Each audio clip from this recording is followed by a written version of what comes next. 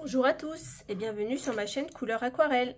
Aujourd'hui, je vais vous faire découvrir les pigments, mais à la gouache, pour vous montrer la différence et la connaissance qu'il faut avoir lorsque vous allez acheter vos aquarelles. Et ben c'est pareil lorsque vous allez acheter un autre médium. Là ici, j'ai deux marques différentes et on va voir ensemble comment reconnaître des bons pigments et choisir ces tubes. J'ai eu du mal à choisir mes tubes, à bien regarder les pigments.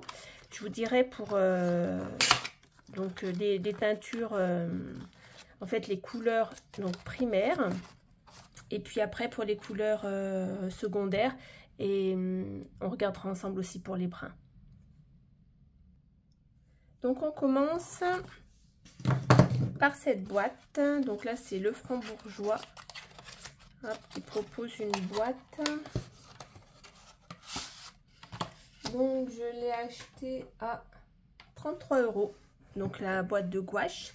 Donc c'est quand même ouais, assez cher pour de la gouache. Mais voilà, je voulais pas acheter des tubes classiques d'études en fait que l'on trouve en grande surface.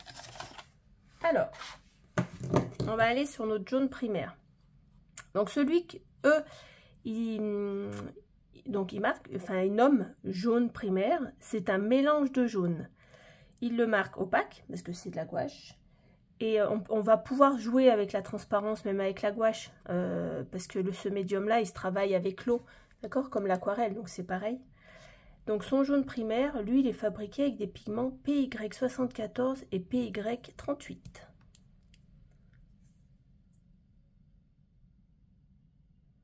Voilà. Alors, est-ce qu'il marque la fabrication? Bah, le Lilian, c'est la gomme arabique comme l'aquarelle. Vous voyez? Alors, on va travailler, puis on va le travailler peut-être comme l'aquarelle, donc avec de l'eau. Moi, je réactive les pigments. C'est l'habitude avec l'aquarelle.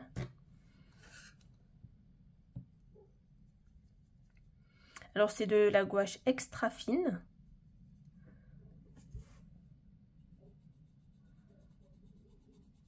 Donc, les pigments sont très, très lumineux.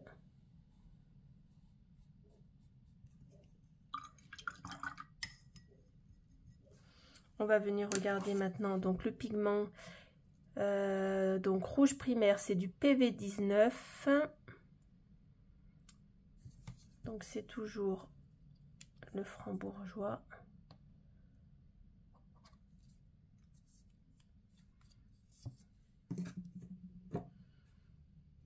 J'ai changé de pinceau.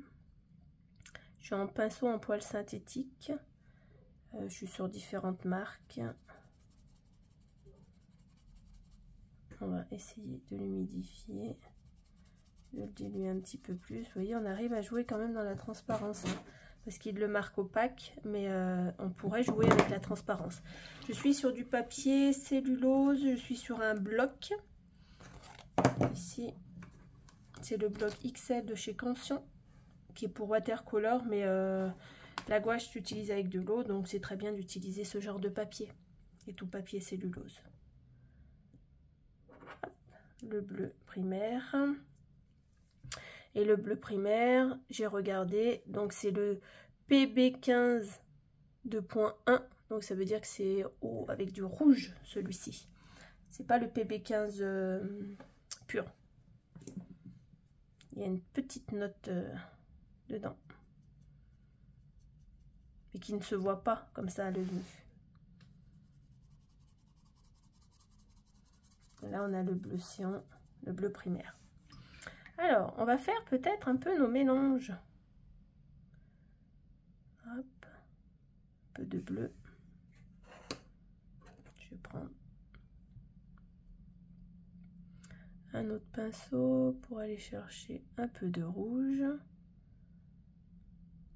Et on va venir faire les mélanges. J'ai beaucoup plus de bleu, je ne sais pas si vous voyez. Alors, ce que je vais faire, hop, je vais venir là. Et là, on a un joli violet.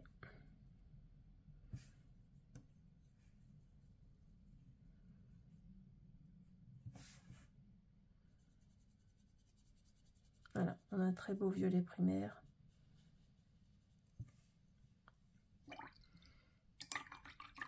Pinceau du rouge, hop. Si on vient diluer avec de l'eau, on arrive à avoir une très jolie transparence aussi, hein. Vous voyez? J'espère que vous voyez bien la vidéo aussi, que les lumières sont assez bonnes pour que vous voyez la luminosité de ces pigments. Et on va donc faire la même chose. Je fais attention qu'il n'y ait plus de bleu sur mon pinceau. Avec le rouge, mais on fait attention parce que le rouge a un pouvoir teintant qui est beaucoup plus élevé que le jaune. Et je viens prendre un peu de jaune, mais j'aurais pas dû prendre ce pinceau là. On aurait dû peut-être faire le contraire, amener d'abord le jaune dans le rouge.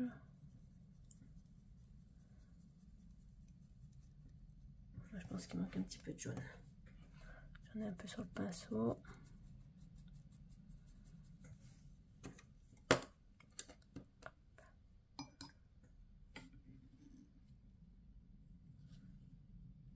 On va s'en mettre sur les doigts par tout le temps.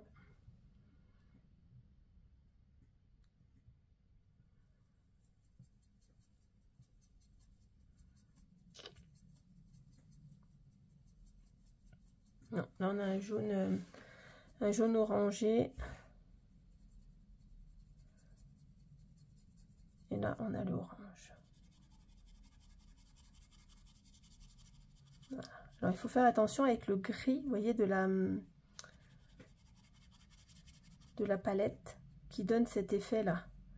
Il faut faire attention, on n'est pas sur du papier palette blanc transparent, donc on a un effet de lumière, hein. Et donc maintenant on va venir faire le vert ici. Alors j'aurais peut-être pas assez de jaune.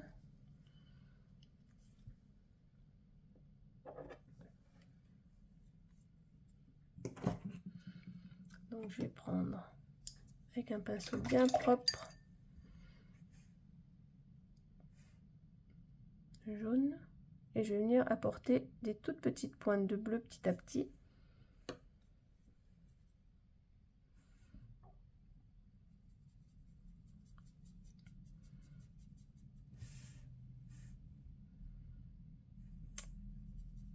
Voilà, on a un très joli vert.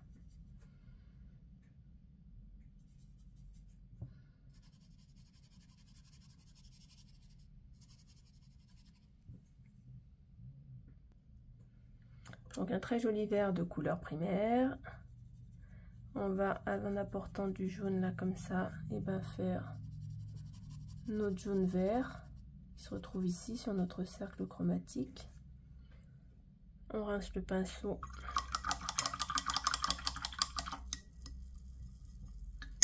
Voilà, on essaye de ne pas avoir l'autre couleur de pigment. Là, en apportant du bleu sur le violet qui est là.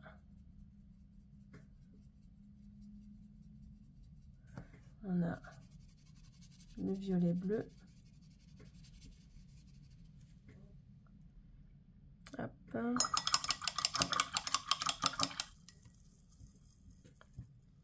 Si on prend le rouge ici et qu'on l'apporte là, et ben on a le violet rouge qui est ici avec les couleurs complémentaires. Alors là il faut bien rincer parce que si on vient chercher le jaune, notre pinceau soit bien propre et on vient faire notre jaune orangé. Super. Et donc dans la couleur primaire, si on lui ajoute une pointe de jaune,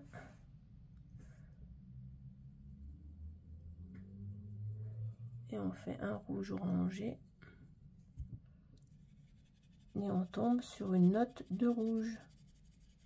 Ça je vous l'ai dit plusieurs fois, c'est-à-dire qu'avec le rose primaire, si vous voulez créer un rouge, vous mettez une pointe de jaune.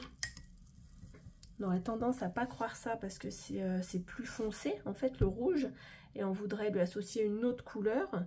Et voilà, si on lui met une pointe de jaune dans le rose primaire qui est là, et ben on tombe sur le rouge.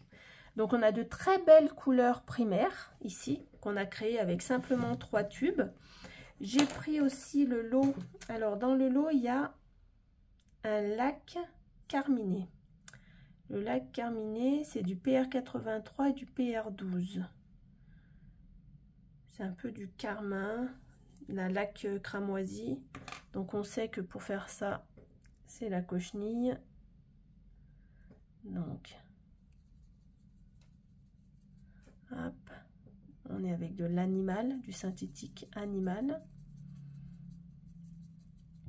Et on tombe plus dans des teintes qui peuvent se retrouver ici sur le cercle chromatique. Voilà. Pourtant on est sur des rouges, mais on serait plutôt sur des rouges violacés quand même. Donc le noir et le blanc. Alors j'ai pris cette marque là parce qu'il y avait d'autres marques. Parce que ici on est sur un noir d'ivoire. On est sur du PBK 9. Et là on est sur un blanc titane du PW6. Il n'y a pas d'autres blancs. Vous savez, parce que les autres blancs sont des blancs synthétiques. Le PW4, le PW2. Et celui-ci c'est un minéral. C'est pour ça que je l'ai choisi. Et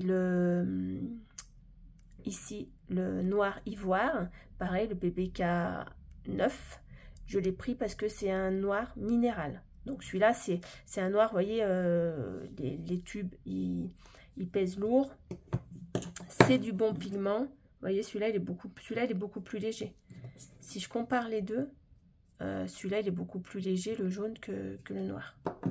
Pourtant, il y a le même poids dedans, mais sa densité, elle est plus lourde.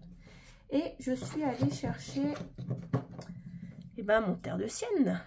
Parce que, et là, je l'ai pris dans une autre marque. C'est-à-dire que j'ai pris la marque Talens. Parce qu'en fait, chez Lefranc-Bourgeois, c'était un mélange de plusieurs pigments. Et je voulais pas ça. Donc, je suis à la recherche de monopigmentaire. Donc, le PBR 101. Il va très bien pour faire la terre de sienne. Voilà, un joli brun. Donc celui-ci, c'est le brun qui est vers le rouge. On est ici. Et j'ai pris, pour aller avec, par contre, je l'ai pris sur la marque Lefranc-Bourgeois, l'Outre-mer. Parce que l'autre, il était mélangé. Celui-ci, je suis bien sur du PB29. Sur les autres marques, il y avait un mélange de pigments et je voulais pas.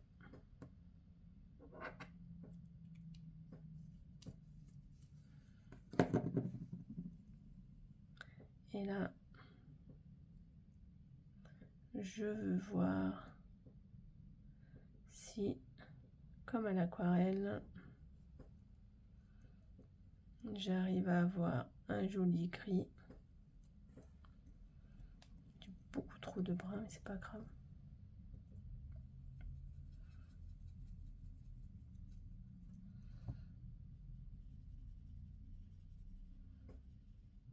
On a un joli gris. Je vais lui mettre un petit peu d'eau.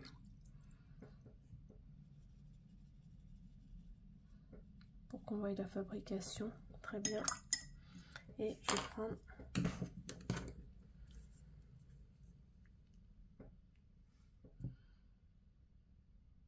hop. Donc celui-ci, il est un petit peu plus rouge. Hein. C'est le bleu. Celui-ci met un petit peu plus rouge là. Et là, je veux voir en ajoutant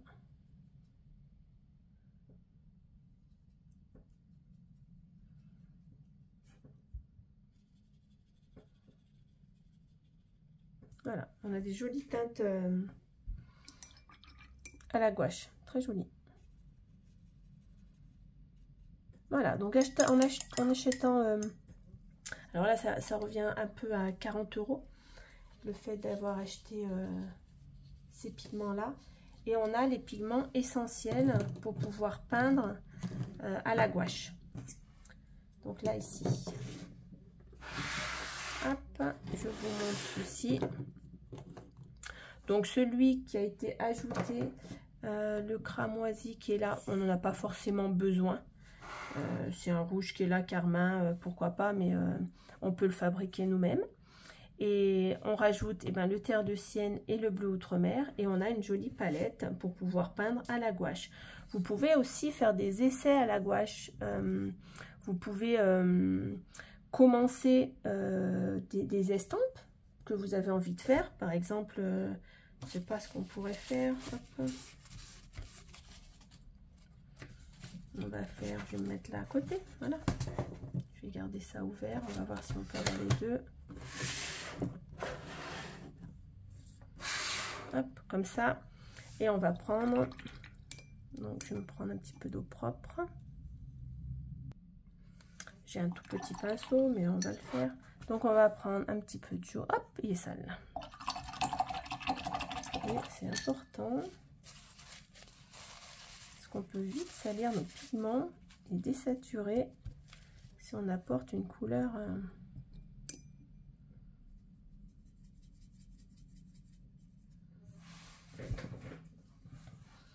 On part comme ça.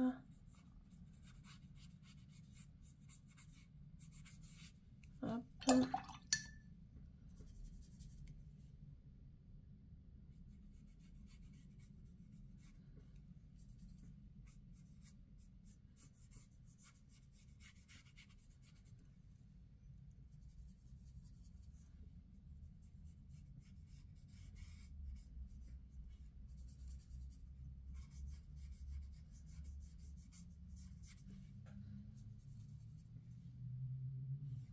On va faire plutôt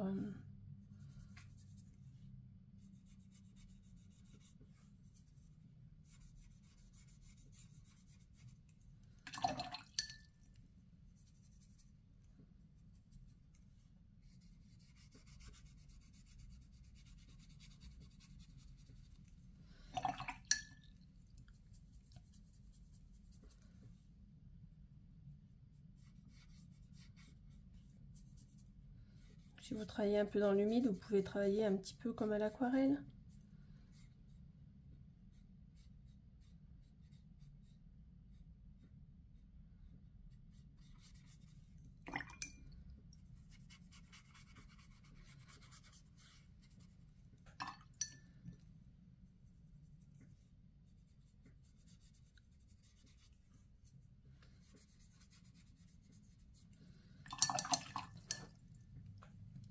On va faire un joli ciel d'été.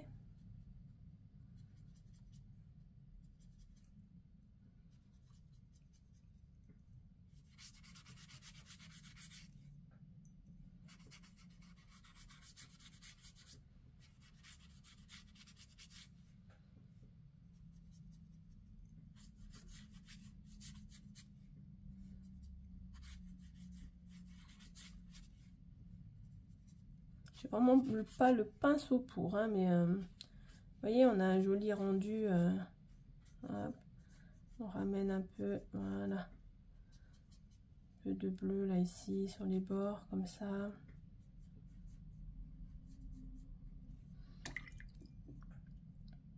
Puis là on va faire un joli, il y a un petit peu de vert, un petit turquoise pour faire l'eau.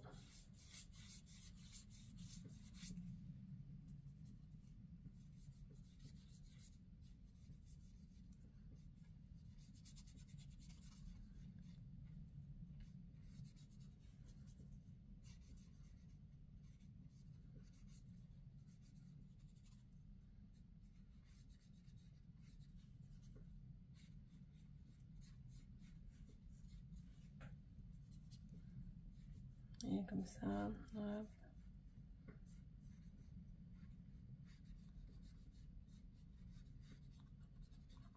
Des reflets sur la mer.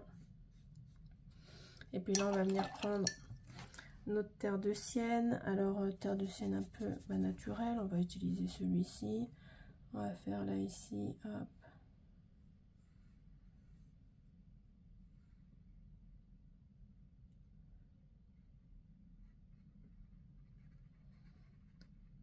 ça, on va lui faire un peu d'ombre parce que comme on est à contre-jour avec le coucher de soleil,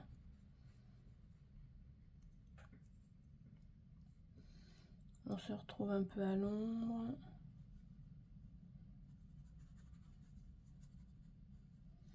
Comme ça.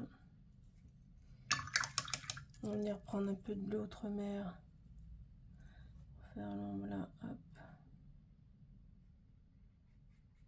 dans l'eau.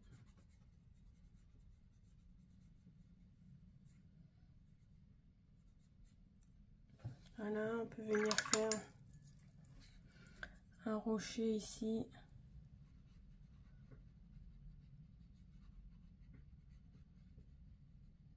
Comme ça, hop, on va prendre un petit peu plus de bleu outre-mer pour faire l'ombre pareil.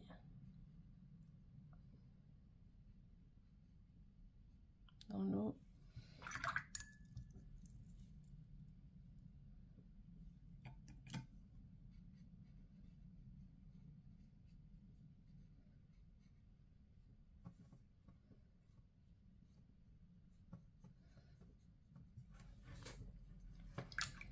Voilà.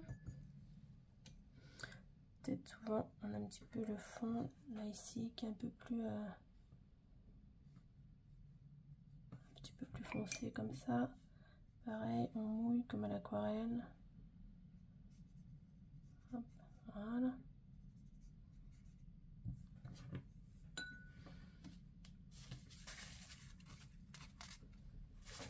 Voilà. Et là on a utilisé donc la gouache que l'on a préparée. Ah mince, vous voyez pas le bas. Oh, je suis désolée. Bon, je suis désolée pour le cadrage de la vidéo. Vous avez manqué un petit peu sur le bas, le rocher. Bon, j'espère que vous arriverez à bien retrouver après avec mes indications, à refaire par rapport à l'image. Et comme ça, voilà, on peut s'amuser avec la gouache aussi. Et lorsqu'on va prendre l'aquarelle, eh ben, ça sera beaucoup plus facile pour nous. La gouache qui est bien, c'est qu'on va pouvoir aussi venir ici faire un petit peu, vous voyez, on pourrait arriver, hop, ici, et venir faire un peu, voilà, de reflets lumineux là. C'est encore pas assez sec. Voilà, on vient. Il faudrait que ça soit un peu plus sec. Faire de la luminosité comme ça qui reflète sur la roche. Voilà. Ça peut être jouable. On peut venir aussi ici avec un petit orangé, là ici.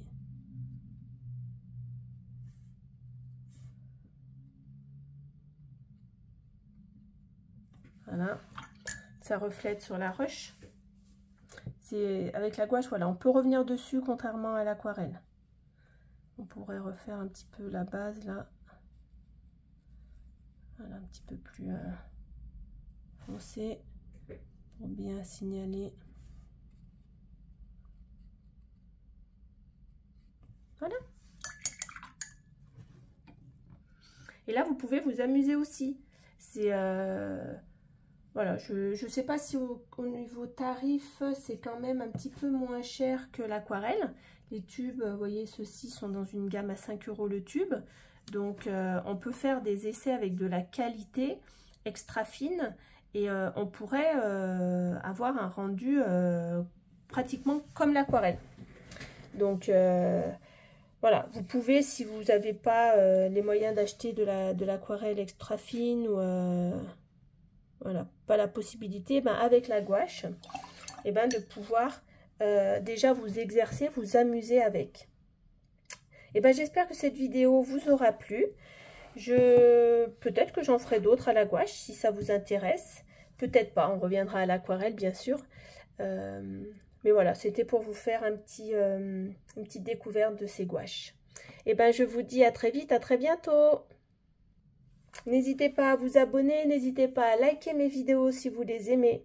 À très vite.